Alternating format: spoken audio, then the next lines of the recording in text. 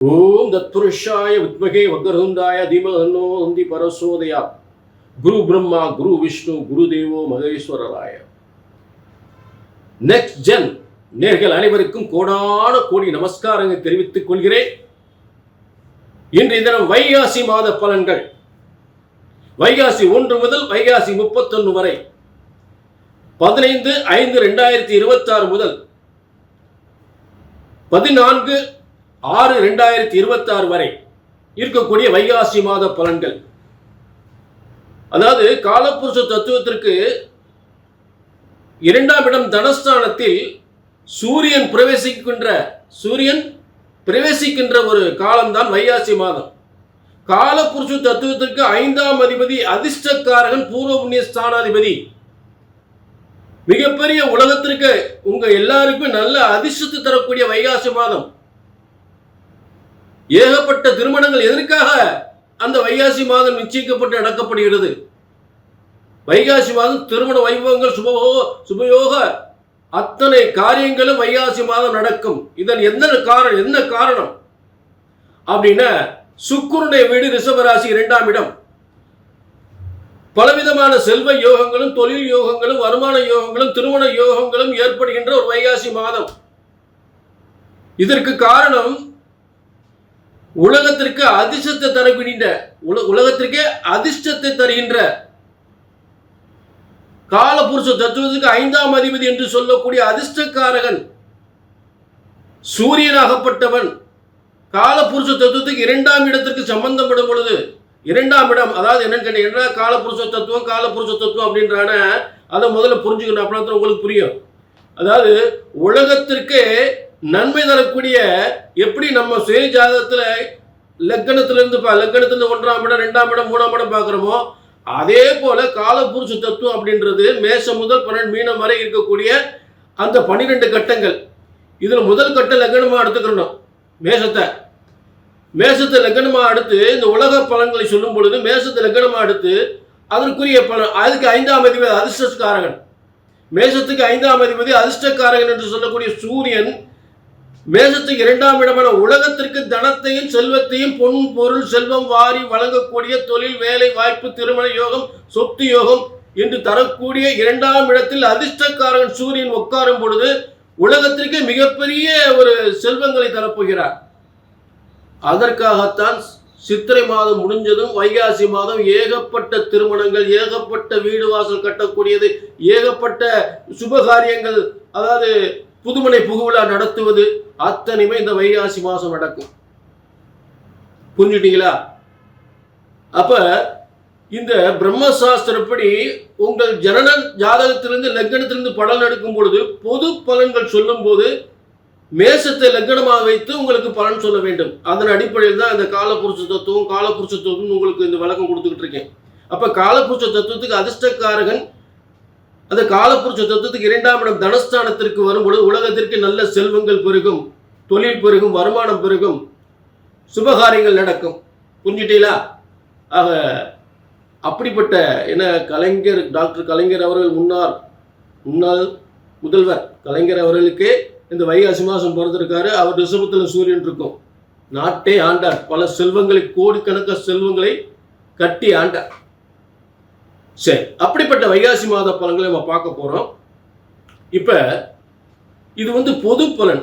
உங்க தனிப்பட்ட ஜாதகத்தை பார்க்கணும்னா எல்லாமே இப்ப பொதுவான இந்த வைகாசி மாத பலன்களும் உங்க ஜனன ஜாதகத்தில் இருக்கக்கூடிய திசாபுத்திகளும் 2 ஒண்ணுக்கு நட்பாக இருந்தா தான் உங்களுக்கு நல்ல பலன் கிடைக்கும். நான் சொல்ற நல்லா புரிஞ்சுக்குங்க. உங்க ஜாதகத்தில் நடக்கக்கூடிய திசாபுத்தியும் இங்கே நான் சொல்லுகின்ற பலன்களும் அதற்குரிய கிரகங்கள் உங்களுக்கு நட்பாக இருந்தால்தான் உங்களுக்கு நல்ல பலன் தெளிவாக கிடைக்கும். அதுதான் உண்மை. புரிஞ்சுட்டீங்களா? ஆக ஜனன ஜாதகத்தையும் பார்த்து கொள்ள வேண்டும். கீழே நம்பர் இருக்கு, நோட் பண்ணிக்க, ஒரு அப்பாயின்மெண்ட் வாங்கிக்கங்க. சரிங்களா? இப்ப எல்லா ராசிக்குமே வைகாசி மாதம் செல்வங்களை கொட்டி தருகின்ற வைகாசி மாத பலன்களை பார்ப்போம். வைகாசி மாத பலன்கள் துலா ராசி நேயர்களே, உங்களுக்கு வைகாசி மாதம் என்னென்ன யோகங்களை தரப்போகின்றது அப்படின்றத பார்க்க போறோம். இப்ப துலா ராசிக்கு இந்த வைகாசி மாதம் சூரியனுடைய ஆதிக்கம். இந்த சூரியன் ரிஷபராசியில் காலச்சக்கரத்துக்கு 2ஆம் இடம் என்று சொல்லக்கூடிய காலபுருஷ தத்துவத்துக்கு தனஸ்தானம் என்று சொல்லக்கூடிய 2ஆம் இடத்தில், அதே நேரம் துளாராசிக்கு லாபஸ்தானம், ஒரு லாபஸ்தானம் போய் 2ஆம் இடத்துல தொடர்பு கொண்டார். இது நான் காலபுருஷ தத்துவத்தை சொல்றேன். காலபுருஷ தத்துவத்தின் அடிப்படையில் காலபுருஷ தத்துவத்திற்கு 5ஆம் அதிபதி, அதுவே துளாராசிக்கு 11ஆம் அதிபதியாகி அந்த காலபுருஷ தத்துவத்திற்கு 2ஆம் இடத்திற்கு சம்பந்தப்படும் பொழுது, ஒரு 11ஆம் அதிபதி 2ஆம் இடத்திற்கு சம்பந்தப்படும் பொழுது, அது துளாராசிக்கு 8ஆம் அதிபதி ஆயிடுது. சரி, 8க்குரிய ஸ்தானம் என்ன? திடீர் யோகம், திடீர் அதிர்ஷ்டம். துளாராசிக்கு 8ஆம் இடத்துல சூரியன் இருக்கார். 11ஆம் அதிபதியே 8ஆம் இடத்துல உட்காந்துருக்காரு. 11ஆம் அதிபதி 8ஆம் இடத்துல உட்காந்தா வருமானம் இல்லை, போற முடங்கி போகுமே, லாபம் வராதே அப்படின்னு நினைக்கக்கூடிய நிலை ஏற்படும். அதெல்லாம் கிடையாது. இந்த 10ஆம் இட தொழில் ஸ்தானத்துக்கு 11ஆம் இடம் தான் இந்த லாபஸ்தானம். 10ஆம் இடத்துக்கு 11ஆம் இடம் தான் 8ஆம் இடம். அப்ப நல்ல லாபஸ்தானம் என்று சொல்லக்கூடிய நிலை பிரமாதமா இருக்கும், மாற்று கருத்தே கிடையாது. மேலும் துளாராசிக்கு இப்ப 2ஆம் அதிபதி செவ்வாய் 7ஆம் இடத்துல உட்காந்துருக்காரு. ஒரு கூட்டு தொழில் ஆரம்பிக்கலாம், வெளிநாட்டுக்கு போகலாம், வெளிநாட்டில் சொத்து வாங்கலாம், வெளிநாட்டில் ஏற்றுமதி தொழில் பண்ணலாம், ஏற்றுமதி இறக்குமதி தொழில் பண்ணலாம், எக்ஸ்போர்ட் பண்ணலாம், இல்லை இறக்குமதி பண்ணலாம், இங்கிருந்து அங்கே போகலாம், அங்கிருந்து இங்கே வரலாம். புரிஞ்சுட்டீங்களா? அதே உங்களுக்கு இப்போ 3-6க்குரியவன் 9ஆம் இடத்துல. அப்ப ஒரு முயற்சிகள், ஒரு பயணங்கள், சத்துருக்கள் ஜெயம், வம்பு வழக்குகள் ஜெயம், நோய் நொடிகள் ஜெயம், கடன், நோய், வழக்கு, வம்பு வழக்கு, நெருக்கடிகள் எல்லாம் வெற்றியாகக்கூடிய காலங்கள். வெற்றியாகி புதிய தொழில், புதிய முன்னேற்றம், வாகனங்களால் நன்மைகள், பூமிகளால் நன்மைகள், ரியல் எஸ்டேட் பார்க்கக்கூடியவங்களுக்கு அதை விட மிகப்பெரிய ஒரு நிறைய இடம்லாம் அக்ரிமெண்ட் போட்டு நிறைய வருமானம் பார்ப்பாங்க, நிறைய ஒப்பந்தம் போடுவாங்க, அரசாங்கத்தில் ஒப்பந்தம் போடுவாங்க, அரசாங்க contract, building contract, road contract, பெரிய பெரிய எலக்ட்ரிக்கல் எலக்ட்ரானிக்ஸ் சம்மந்தப்பட்ட ஒரு பெரிய கவர்மெண்ட்டுடைய கான்ட்ராக்டில் எடுப்பாங்க. உலகளவில் நல்ல முன்னேறக்கூடிய ஒரு சிறந்த ஒரு துளாராசி. ஆச்சரியப்பட யோகங்கள், அற்புதமான யோகங்கள், பொறுப்புகள், பதவிகள், பொறுப்புகள், முன்னேற்றங்கள், பயணங்கள், பயணங்களால் பல யோகங்கள், பண வருமானங்கள். அதே நேரத்தில் எதிரியை வெல்லக்கூடிய திறமை, சாதுரியம், புதிய தொழிலில் மிகப்பெரிய முன்னேற்றம், அத்தனை சிறப்பாக அமைகின்றது.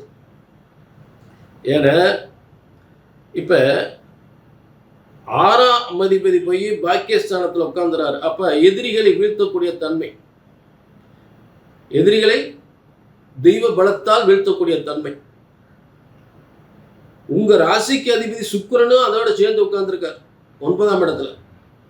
9ஆம் இடத்துல உங்க ராசிக்கு அதிபதி சுக்கிரனும் பாக்கியஸ்தானத்தில் உட்கார்ந்துருக்கார். நல்ல பாக்கியம், செல்வ பாக்கியம், தன பாக்கியம், முன்னேற்றம் சிறப்பா இருக்கு. அதுல மாற்றமே இல்லை. புரிஞ்சுட்டீங்களா?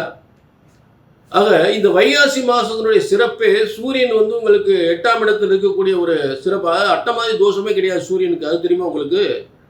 சூரியனுக்கு அட்டமாதி தோஷமே கிடையாது. யோகத்தை தான் கொடுக்கும், சிறந்த யோகத்தை கொடுக்கும், அரசாங்கத்தை நன்மையை கொடுக்கும், அரசியல நன்மையை கொடுக்கும், நல்ல முன்னேற்றத்தை கொடுக்கும், எதிர்பாராத திடீர் அதிர்ஷ்டத்தை கொடுக்கும்.